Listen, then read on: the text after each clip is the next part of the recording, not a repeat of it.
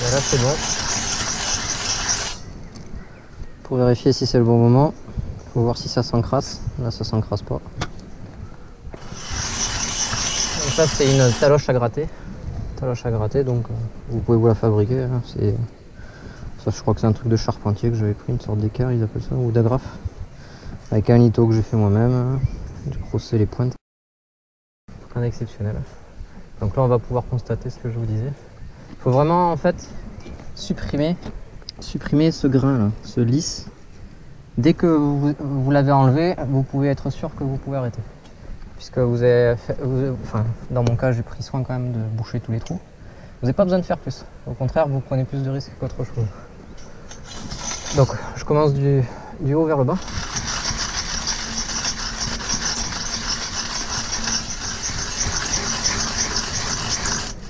Gardez bien à plat la taloche. Hein. Évitez de faire ça, ça ou ça. C'est le meilleur moyen de vous planter. Et faites de petits mouvements. Certains font des grands mouvements. Mais vous aurez tendance à rentrer dedans. Et alors là, à partir de là, souvent le mortier peut être frais. Là, vous rentrez de facilement 2-3 mm d'un coup. Des fois, enfin 5 mm d'un coup, ça crée de sacrées surprises. Vous risquez de faire une sacrée belle merde.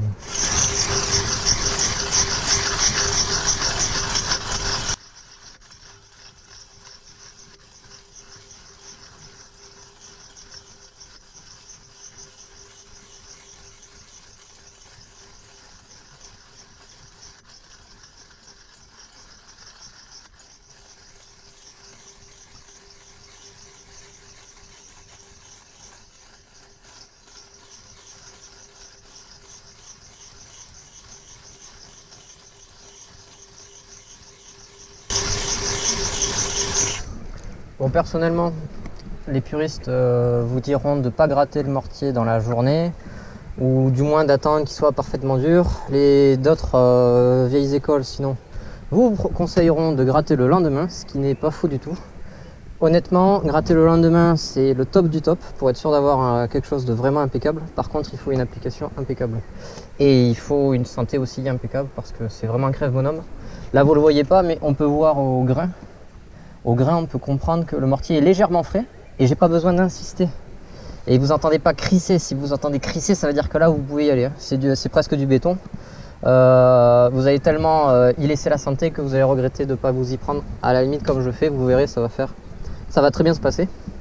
On voit que le grain est légèrement frais au-dessus, alors que s'il a été totalement dur, il n'y a pas de poussière, c'est tout part d'un pet. Vous verrez, vous laissez le mur franchement propre dès le départ. Là, moi personnellement, j'en ai rien à faire, ça ira très bien. C'est comme ça qu'on a fait depuis le début avec Loïc. Voilà.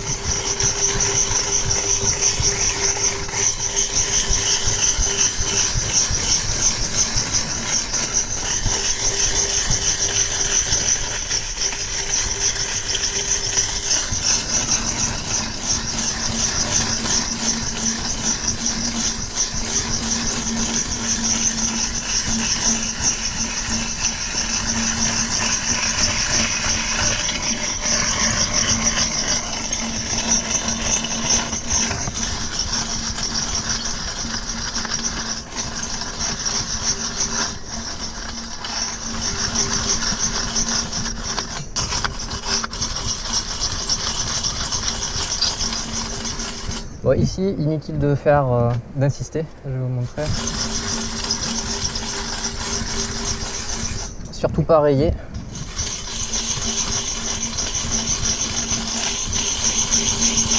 Surtout pas rayer la pierre.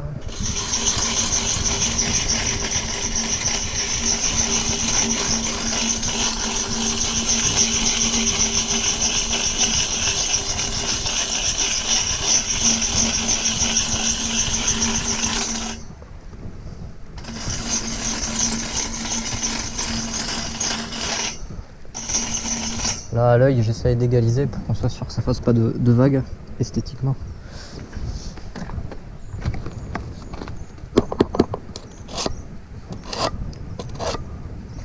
Donc là c'est simple, à côté des pierres, voilà, c'est aussi simple que ça. On va remplacer la taloche, enfin les clous, pour finir manuellement, ça ira très bien comme c'est. Et ça permet de bien suivre la forme de la pierre.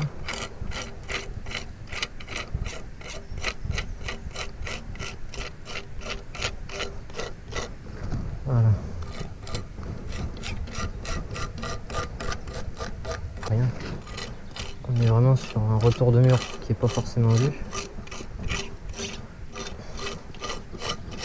Mais bon.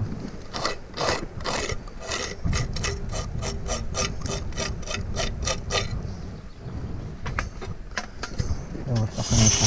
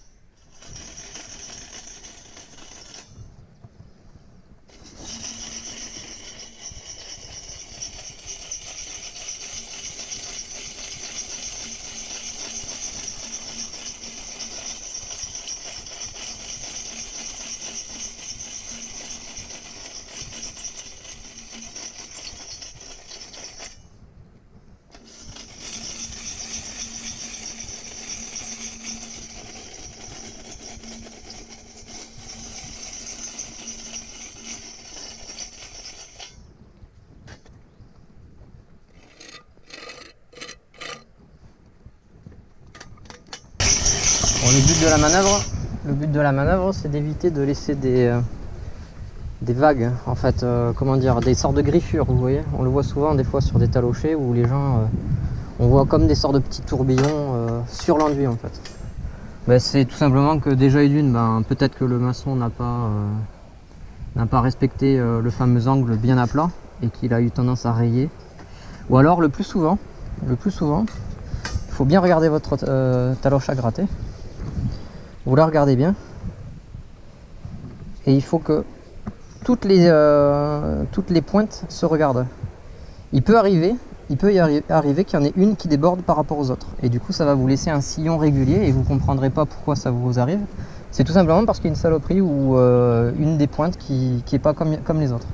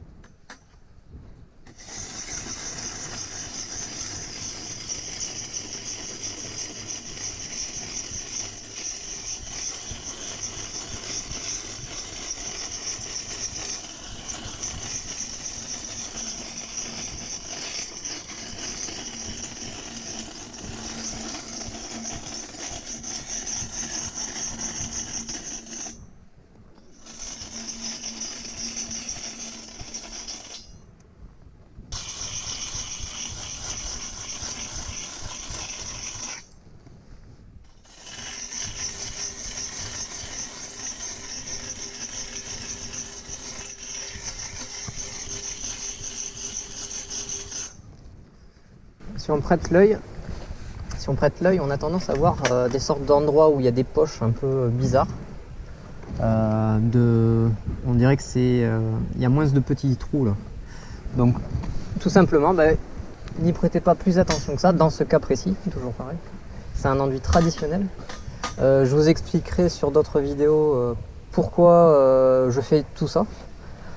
Déjà d'une parce que franchement ça s'y prête, c'est beaucoup plus simple sur énormément pour énormément de raisons tout simplement.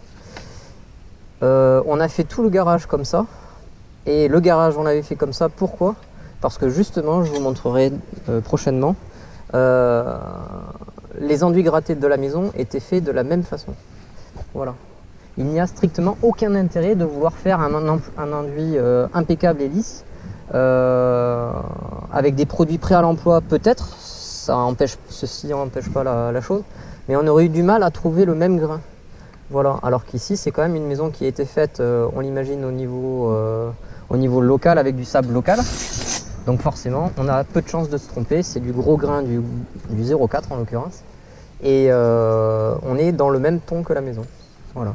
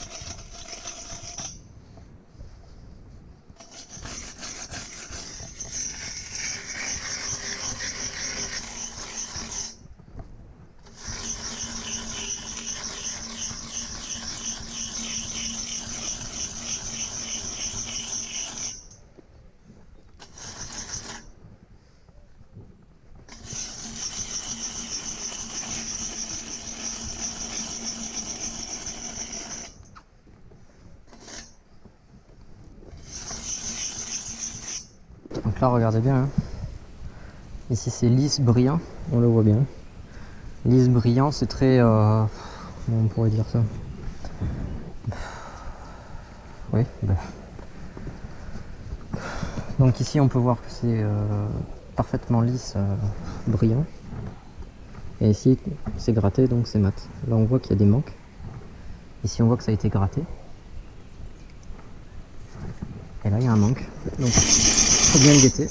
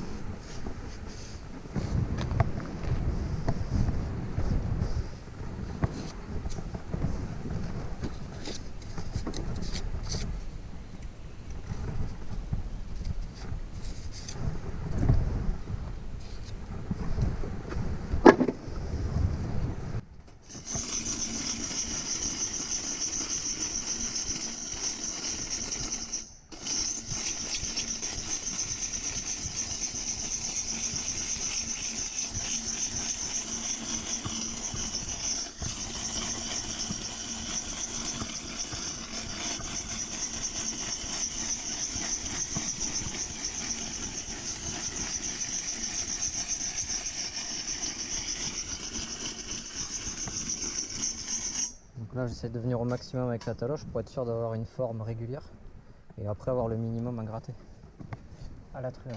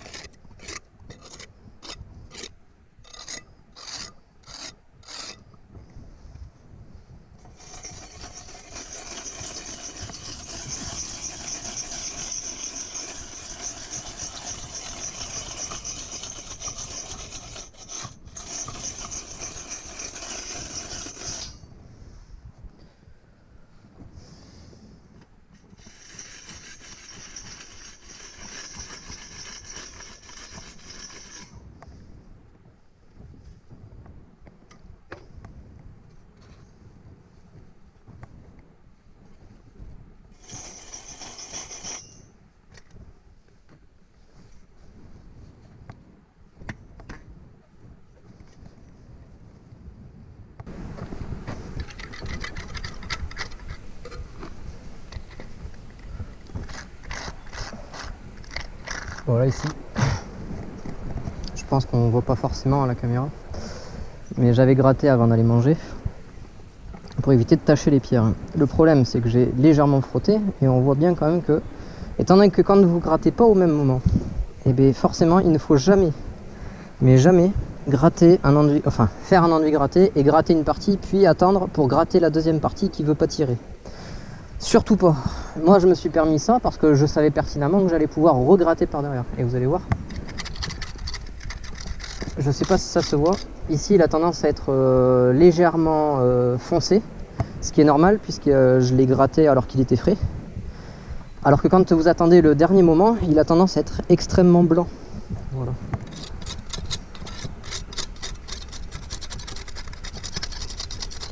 Donc là je regratte pour être sûr de retrouver un enduit bien homogène autour de mes pierres, tout simplement. Bon après, ça serait passé ça, hein. Mais toujours pareil, je préfère, comme ça on voit pas la différence. Au séchage après, on a un enduit qui s'accommode parfaitement aux pierres et esthétiquement je trouve ça beaucoup mieux.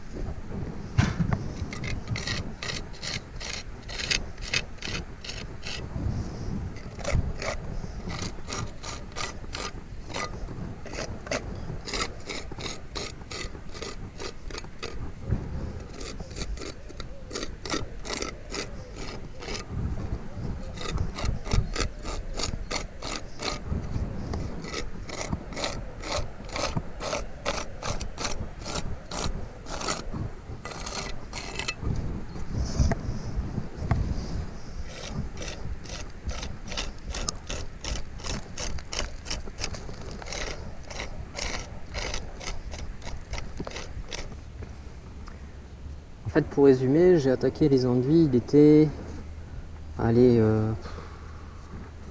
10 heures, puisque le temps de préparer les gâchets de mortier et compagnie, allez, de 10 heures jusqu'à à peu près 1 heure. 1 heure où j'ai ouais.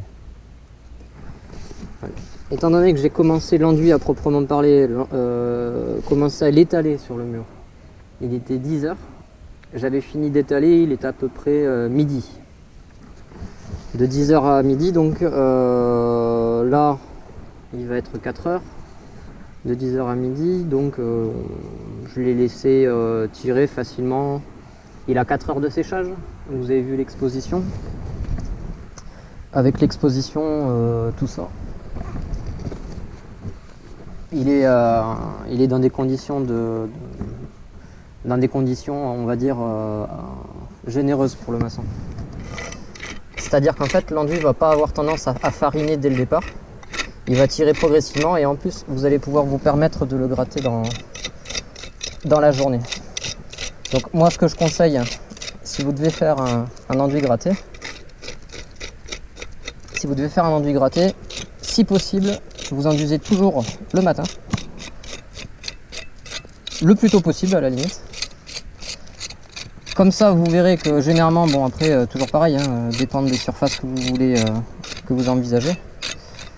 L'idée étant forcément de pouvoir vous poser tranquillement après le midi, parce qu'après, vous avez bien vu, bon, autant le grattage sur une petite surface comme celle-ci, ça va, c'est plus que correct.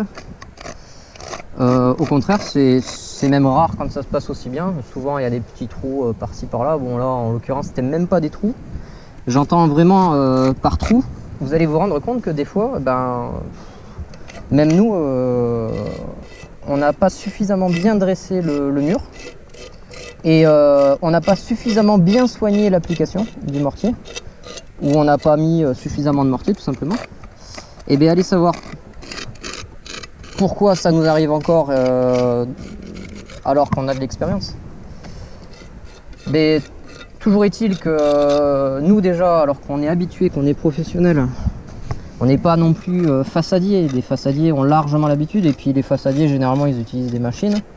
Et puis de toute façon, ils ont le recul ils ont largement plus de maîtrise que nous pour maîtriser le sujet. Mais nous, en tant que maçon, c'est très souvent que bon, on n'en fait pas non plus une activité à temps plein.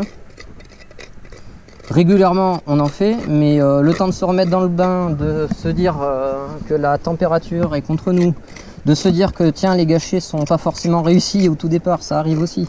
Ou alors des fois, il y a des surprises où les sacs sont pourris. Les sacs sont pourris, ou tout simplement, pas pour dire pourris, mais disons un peu passés. Des fois ça arrive que même chez les fournisseurs, les sacs soient un petit peu passés, et quand on travaille avec du ciment blanc, parce que ici il y en a, dans la Rhinocale il y a quand même une part de ciment blanc, il faut savoir que ce sont quand même des sacs qui ont tendance à faire des grumeaux, alors que vous n'y êtes pour rien, mais dans le sac il y aura des grumeaux. Donc toujours pareil, autant de façons d'arriver à une journée pourrie. Surveillez bien tout ça. Et vous verrez qu'à la fin, là, en l'occurrence, je peux me permettre de dire, bon là, tout s'est bien passé, je vois aucun manque. Il me semble, je recontrôlerai vite fait. En plus, le soleil est tombé, donc du coup, je vais pouvoir vérifier tout ça. Mais la facilité de réalisation de cet ouvrage-là que je vous présente, c'est pas forcément révélateur de ce que vous aurez tout le temps. J'ai essayé de vous montrer au maximum comment ça se faisait traditionnellement à la main. Pas de machine, tout ça, rien du tout. J'ai beaucoup de chance, tout était pour que j'y arrive sans aucun problème.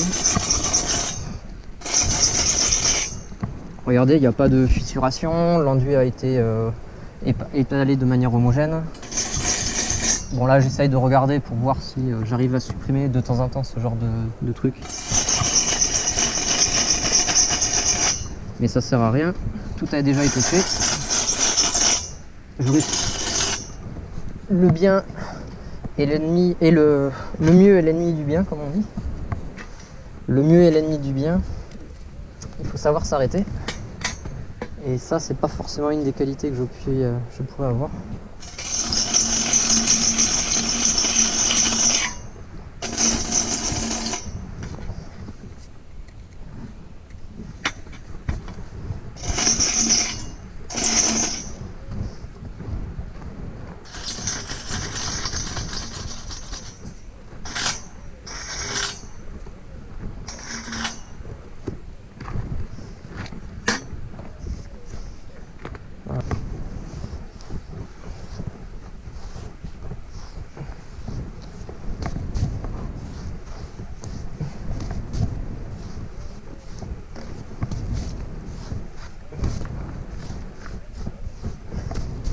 Vous voyez, j'ai quand même le petit trou, mais c'est pas grave, on s'en fiche ici.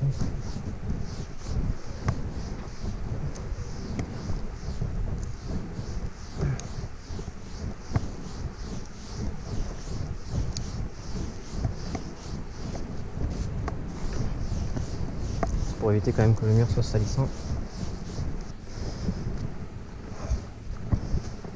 On voit bien que ce que je viens de faire, c'était pas non plus inutile. Ça supprime les dernières poussières qui auraient de toute façon fini par tomber.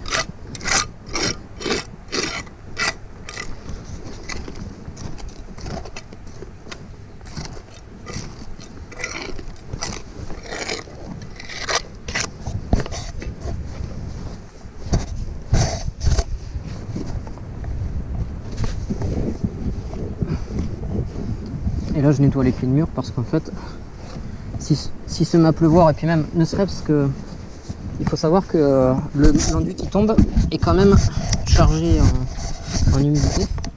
Il n'est pas totalement sec, sinon il serait carrément blanc et farineux. Là par contre pour les yeux c'est une tuerie. Donc il vaut mieux éviter de le garder, parce qu'après si admettons le tas de sable arrive jusqu'ici avec tout ce qu'il y a là, il arrive jusqu'ici et vous le laissez jusqu'au lendemain. Le lendemain, quand vous allez vouloir nettoyer, vous verrez vous aurez sali, mais à vie, vous aurez toujours cette nuance. Bon après évidemment avec le temps on s'en fiche, mais c'est quand même dommage.